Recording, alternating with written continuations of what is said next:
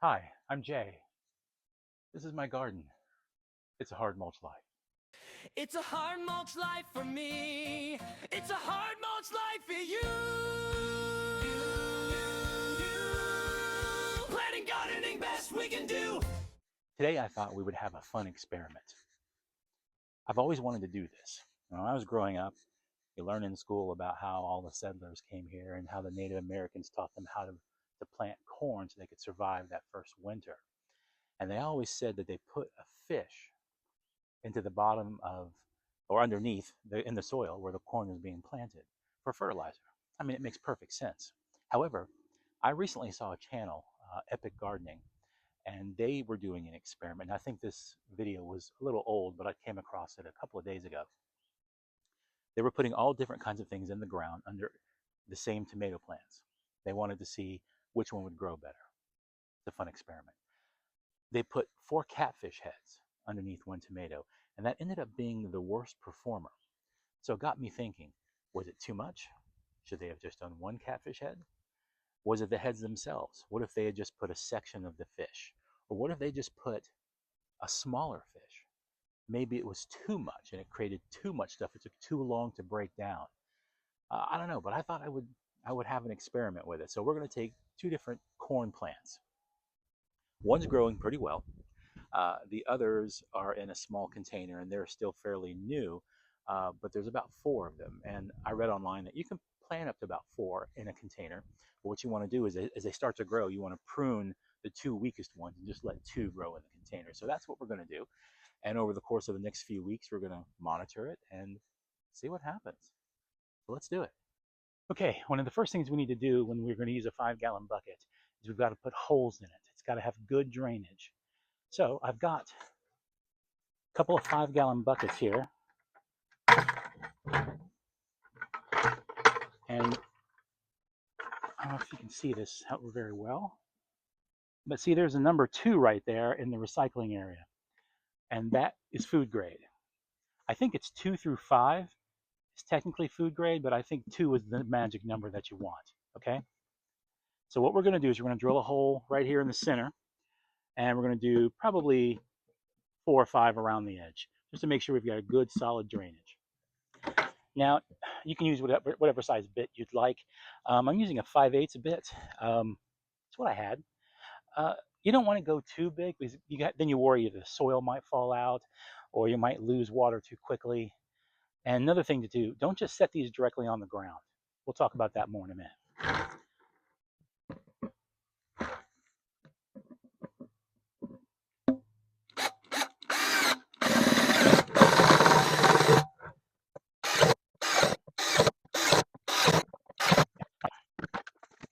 That should be enough.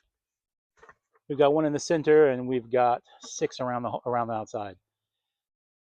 That should give it plenty of drainage and keep things so that the water doesn't build up and we don't get any root rot or anything like that. I'm gonna do the same thing to the other one and then we're gonna get started.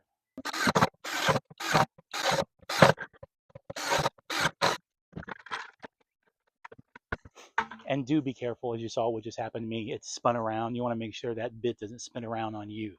So watch what you're doing. So now I'm going to do is I'm going to go from the inside because it's got a little bit of goobers in there. I'm going to try to get them off real quick. You can do this with a pair of pliers too. I mean, this really isn't necessary, but again, it's what I have out here with me.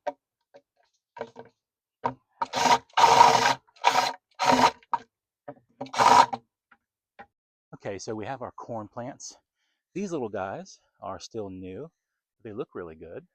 And then this is my older one. He got a little droopy here. We got a kind of a cold snap that kind of hit us this past weekend. It's the final day of May in 2026 here in eastern North Carolina. And so it got a little droopy, but it still looks good. So I think it'll be okay. It's just the leaves have started to weigh down a bit. So I'm going to plant him probably a lot deeper than he is in this container, probably up to here, just so that he has a little more support. And I'm not going to give him any of the fertilizer. I'm going to give it to them because I want to see if they will surpass him in growth by the time it's done. Now, I will give him some regular fertilizer, but not the fish, just so I can have a control. Hey, it's worth an experiment, right? All right, we have our 5 gallon buckets that we drilled our holes into. Now I want to put some straw in to help with drainage. I don't want to grab too much. I want to make sure I get just enough to kind of help with water drainage, but I don't want to fill the bucket up with straw. So it's the same basic idea as putting rocks in the bottom of planters. It kind of breaks up the bottom so it doesn't get compacted, and those openings, those air holes, don't get kind of clogged with dirt. It just keeps everything moving. And when I read about straw, one of the things I read is that as it breaks down, it can just add more nutrients. So why not? It's worth a try. I'm going to add a little more soil to the container. So I don't know how deep the roots are going to want to go for these plants. So I want to make sure that they've got plenty of room in here to maneuver. Let's see if I can just lift this up and put my back at the same time. That'd be fantastic. Oh shit. Expert gardener, huh? Like I said, I am new to all this and I frequently, often, and every day make mistakes. That's okay. I'm fine with it. I'll get all that off the ground here in a bit. I don't like to waste anything. All right, I think that's far enough. Scoop some of this up. Add weeds to it. Got to be careful of that. Yeah, if you spill some on the ground, be careful that you don't add grass seeds or weeds and that kind of crap to it. You'll be digging those out forever if you do. Now it's time for our secret ingredient. Dead fish. Specifically salmon, I think. Yeah, salmon. I bet this is going to smell wonderful.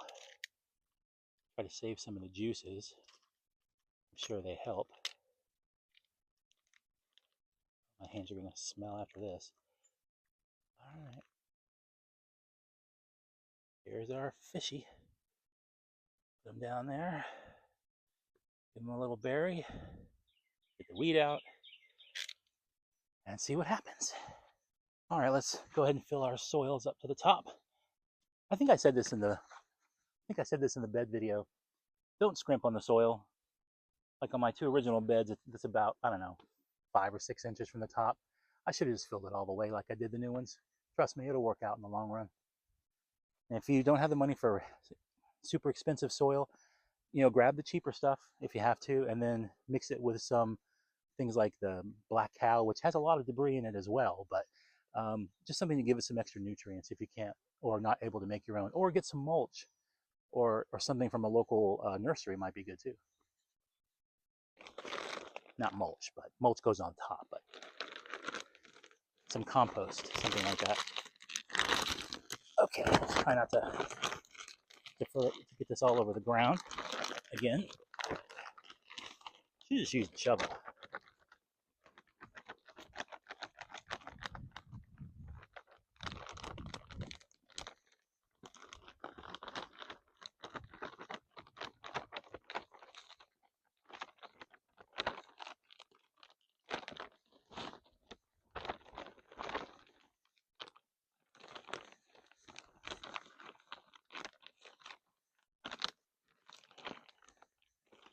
Always terrible at gauging when I have to stop pouring.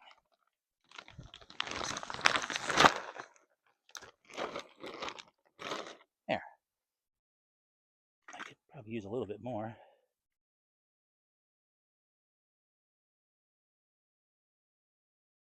Some more of these clumps came in, I'll break them up. It's about 2 inches from the top. I don't know if I should finish filling up. It seems like there's plenty of soil in there.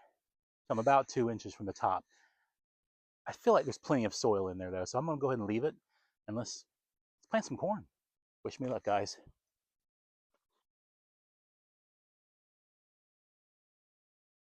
I don't need to go too deep on him, but I do want to print him a little, not print, I do want to plant him a little bit deeper. So let's use this stick to kind of loosen the soil up. I tell you, in every bed of every garden I have here, there is a crazy amount of sunflower seeds because of my wife's bird feeders. I find bird seeds everywhere. Okay, I'm going to kind of prop him up, give him a good, stable area, and let's do the same for these guys. I wonder if I can separate them. This potting soil that I use for my grow station is not the same stuff I normally use. I don't like it. See how it kind of compacts really easy? And it had perlite in it, so I'm not sure why it did that. I hope these guys will come out okay.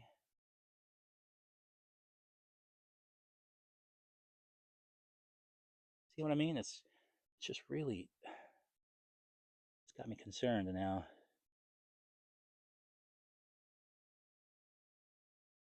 If this is too much, I'm not going to get that stuff from my grow station anymore, that's for sure.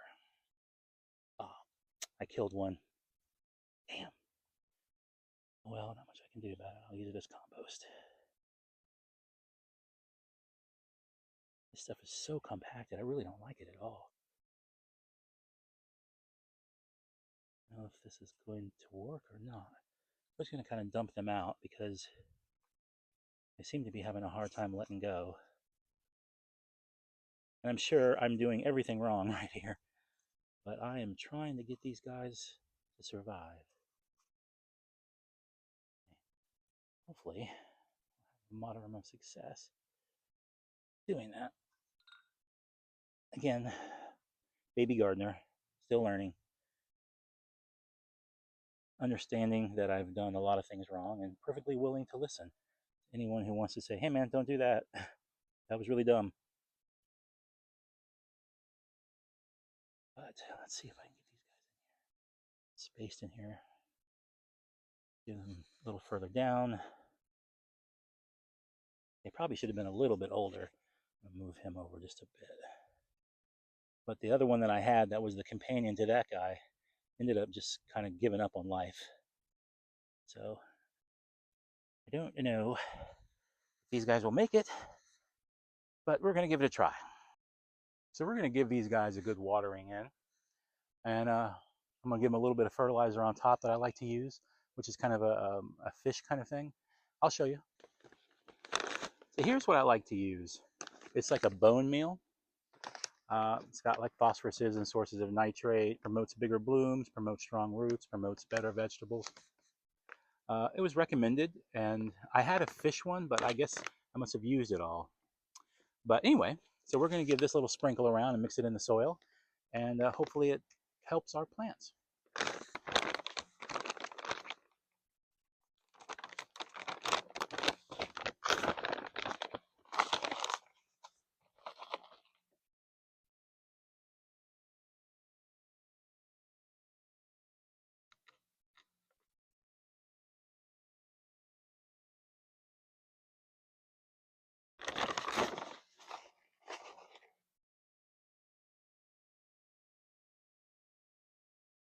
And this stuff I've used several times, and it does seem to really kind of help. But like I'm telling you, and I've been saying, I'm brand new to all this, so whatever I tell you, make sure you double check. Look online. There might be something better than this. Kind of mix it in a little here and there. I guess I should have done this before I planted them, so that's something to remember. Do this before you put the plants in. Okay, we're going to water everything in now, and then we're going to see how they do. We'll check back in a couple weeks and see what's going on. What do you think?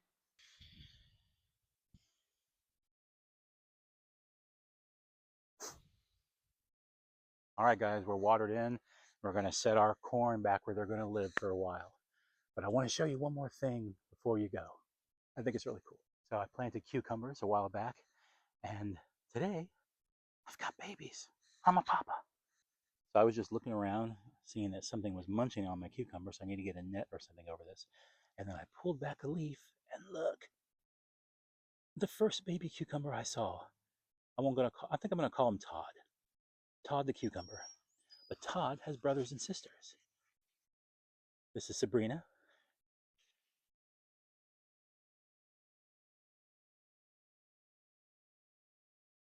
The cucumber known as Tim. Let's see if there's any more.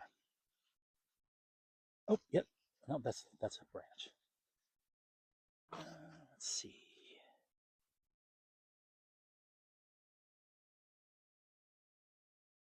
Oh, there we go. Jeff the cucumber. Do we have another? Do we have another? I don't see any more. I think that might be it. That might be it. Wait, we got a big long vine down here. Oh, yes. Melissa. Named after my sister. I think that's about it. So that's pretty cool.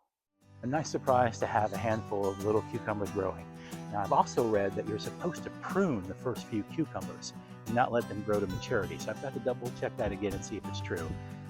You should check that yourself if you want and plan to grow cucumbers. But guys, I'm having a good morning. It's a nice brisk day here in North Carolina. I hope you guys have a fantastic rest of your weekend. I sure will. Happy gardening. So from my garden to yours, happy gardening. You guys have a great day.